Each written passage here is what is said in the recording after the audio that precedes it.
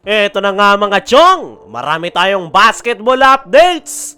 Justin Brownlee, inako ang pagkakatalo ng Barangay Ginebra. Arvin Tolentino, may sinabi matapos talunin ang kanyang former team na Barangay Ginebra. Wala na ngang masasarap pa na matalo ang Barangay Ginebra. Yan nga yung nararamdaman ngayon nitong si Arvin Tolentino ngayong nasa kabilang side na siya ng laro. Na-experience na nga sa wakas nitong si Arvin Tolentino ang kauna-unahang pagkakataon na manalo sa kanyang former team na Barangay Ginebra.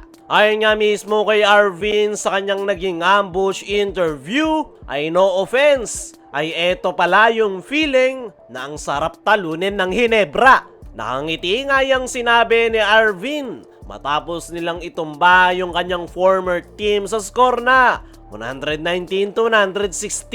Grabe raw yung crowd sa loob ng game venue at naranasan niya na nga raw na napakaraming nakasuporta nung naglalaro pa siya noon sa Barangay Ginebra. At sobrang saya niya nga raw na na-experience niya noon. At para kay Arvin Tolentino ay ito nga yung kauna-unahang pagkakataon na matatalo niya ang Barangay Ginebra matapos siyang maitrade sa Northport Batampier. Para naman sa kanyang kupunan ay ito yung kauna-unahang matatalo nila ang Ginebra sa loob ng 5 taon. Ayon pa nga kay Arvin ay malaking boost nga raw para sa kanilang kupunan ang pagkakapanalo sa Barangay Ginebra. Isang araw great team na may great coach ang nasabing kupunan. Kaya naman, napakalaking boost raw sa kanilang moral ang kanilang pagkakapanalo. Pero kahit na ganoon, ay nandoon pa nga rin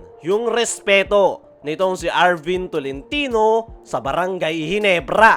Kahit nga na-trade siya noon sa Northport Batampier, ay hindi nga ito nagtanim ng sama ng loob dahil nandoon pa nga rin yung relationship at pagkakaibigan nito sa kanyang mga dating teammates. Respeto pa nga rin ang ibinibigay nitong si Arvin Tolentino sa mga veterano ng Ginebra, lalong-lalo na sa coaching staff at kay Coach Tim Cone. At yan nga yung maganda kay Arvin. Hindi nga lumaki yung kanyang ulo kung saan siya pa rin yung kilalang Arvin Tolentino ng Barangay Ginebra. Sa kabila yan ng pagkakatrade sa kanya at sobrang laki ng inimprove sa kanyang laro. Sa katunayan, si Arvin Tolentino nga ngayon yung nangunguna sa MVP race kung saan pinatunayan niya sa Ginebra kung bakit siya nangunguna ngayon at nagtala nga ito ng 29 big points sa kanyang 6 out of 9 shooting beyond the arc. Maging si Coach Tim Cone ay napasabing MVP caliber si Arvin Tolentino. Ito nga raw yung isa sa pinakatinutukan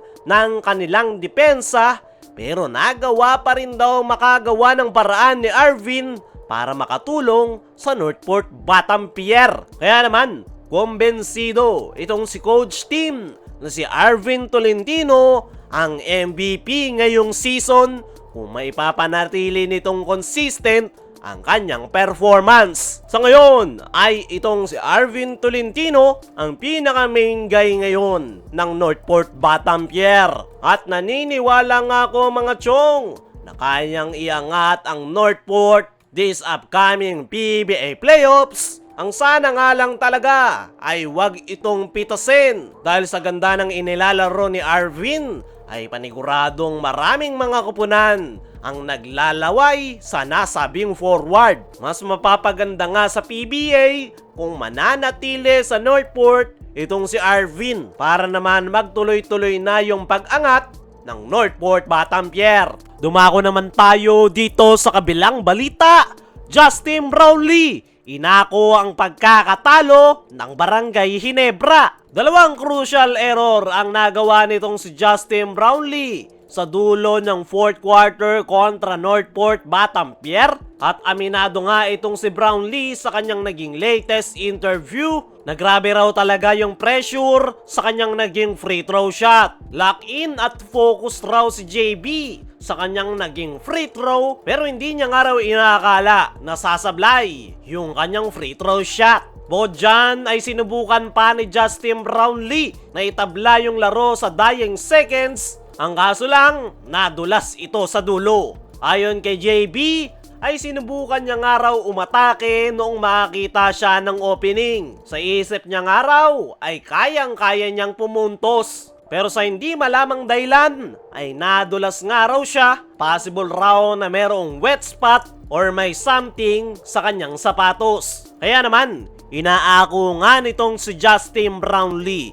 ang pagkakatalo ng kanyang koponan dahil sa kanyang nagawang crucial errors. Pero wala na nga daw siyang magagawa dyan. Nangyari na ang nangyari at tapos na ang laro. Kaya naman, hindi na nga raw masyadong iniisip yan ni Justin Brownlee at para daw talaga sa Northport Battampierre dahil deserve raw ng mga ito na makuha ang panalo. Sa ngayon nga mga chong, ay inaako nitong si Justin Brownlee ang pagkakatalo ng kanyang kupunan sa Northport Battampierre. Pero panigurado mga chong, nababawi itong si Justin Brownlee sa kanilang upcoming game para makabawi sa kanyang kupunan. Kaya mga chong, ano ang masasabi nyo ngayong inaako ni Brownlee ang pagkakatalo ng kanyang kupunan?